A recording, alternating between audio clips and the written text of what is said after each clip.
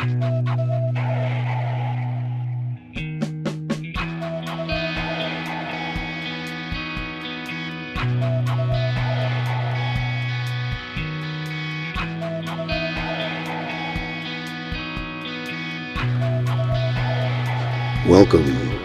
to Bastards of Oblivion.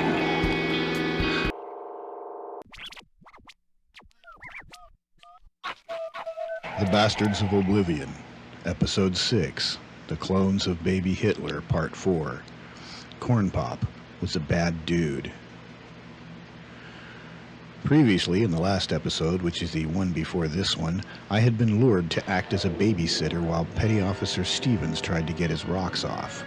I had gotten lost in the crowd at the concert while getting a red cream soda when I had to go to the bathroom.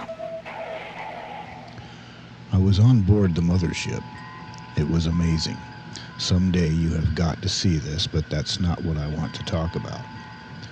There are apparently some planets and stars that are going to be in a particular position at a particular time. This is considered to be particularly lucky for some particular reason, which I'm not really particularly sure of. In particular, I was briefed on a particular nefarious magical ceremony that was being disguised as entertainment about to be performed by Fuzzy Fuzzburn and friends. This was particularly particular because certain particular entertainers were to perform particular parts of the nefarious ritual in order to blast a particular baby Hitler clone that was going to be sent back to replace the particular baby Hitler clone that we had previously eliminated. Someone hinted that Ronnie Weeds of the Bouncing Rocks and Rags Stewart from the band Faceless were also baby Hitler clones, and their DNA was to be collected for improvement. Nobody has been able to verify this particular information. After the briefing, some looks were exchanged and nods were made. Somebody suggested we set a trap. Everyone agreed. We consulted Marvin Glass to implement the program. Then we all had root beer floats and watched the Three Stooges and an episode of Carol Burnett. A few guys voted for Hee Haw because the girls were prettier, but this pissed off the persons of questionable gender.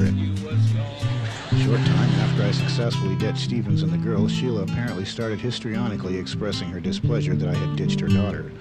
After a few verbal exchanges, it was revealed that the poor struggling stripper simply couldn't afford tickets to the concert for her daughter's birthday, and Larry conveniently popped up with them. She told Larry to fuck off, and she could get a ride home. He was going to get her daughter backstage somehow.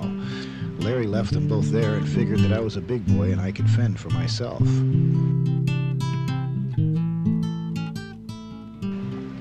The captain called me into his office and beckoned me to close the door and have a seat.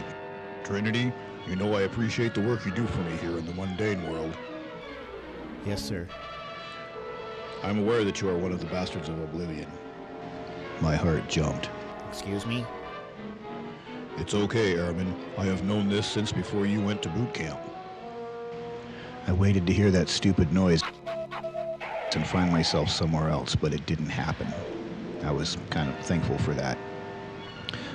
The captain stood up. Would you like something to drink? No, sir. He paused. He smiled a little bit and sat back down. Good. Airman, your planet needs you now more than ever. You are to leave for North Virginia this afternoon. I knew I didn't have a say in the matter. Yes, sir. I thought of Commodore Chick. She is on board the mothership. I somehow knew she was not out of my league. The captain told me I could be relieved that afternoon so I could prepare for my big move. At 11:50, Lieutenant Stevens walked in and said, "Reporting for duty." We laughed about the concert and the stupid crackhead bitch that shredded his little heart to pieces, and I told him I was to be transferred. He frowned, and I noticed this seemed to bother him. But then he told me a joke about two nuns who walked into a bar, and we parted, vowing to each other that we would keep in touch. I called Super Chief Taylor and told him I couldn't make it. He said that was a pity and wished me good luck. I arrive at the airport Friday morning at 0600 hours. My flight doesn't leave until 10:17. I walk around and look at stuff. I have to go to the bathroom. Nothing happens, and I appreciate that, other than the normal stuff. I didn't disappear into another dimension. I walk around some more, and I eventually sit down and wait. Then I get up and switch chairs. Eventually, I get up and walk over to the gift shop. I look at everything and make sarcastic, cynical comments silently about what I observe. I think a couple of Hare Krishnas overheard me, but I'm not sure. Eventually, my flight arrives and I'm the first to get on board. I'm sitting by the window over the wing. Eventually, I notice that nobody else is getting on the plane. I feel the plane shake a bit as the tug lurches us into motion and we are taken to the run-up area. The turbines start to whine. The stewardess approaches me and asks if I would like her to do the How to Survive a Plane Crash show, and I inform her that I have seen it several times. She laughs and thanks me. I adjust the gas burn. She offers me a beverage and I ask for a root beer. There is a short movie during the flight.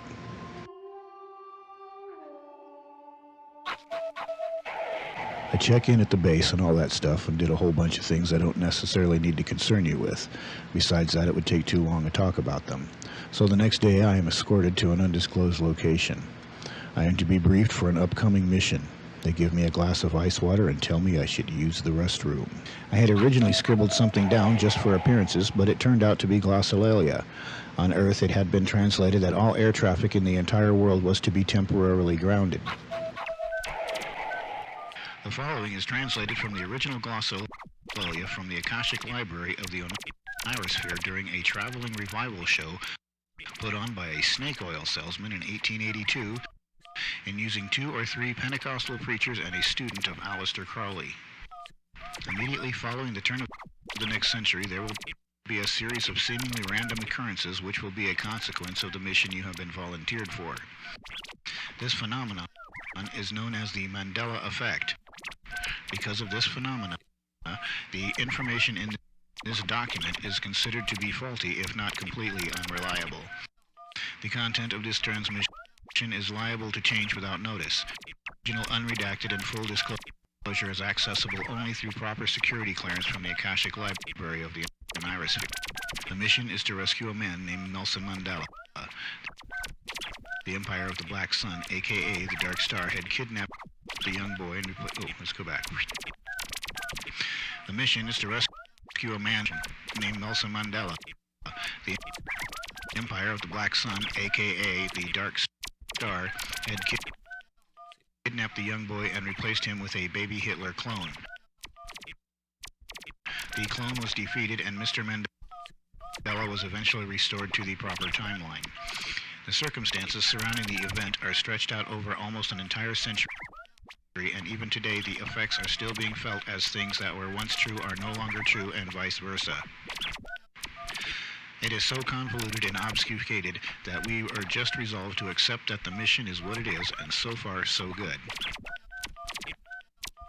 The note, which was previously written down for the captain at Air Naval Station somewhere, had been discovered behind a refrigerator on a star freighter bound for the star system Adara in the Canis Major constellation.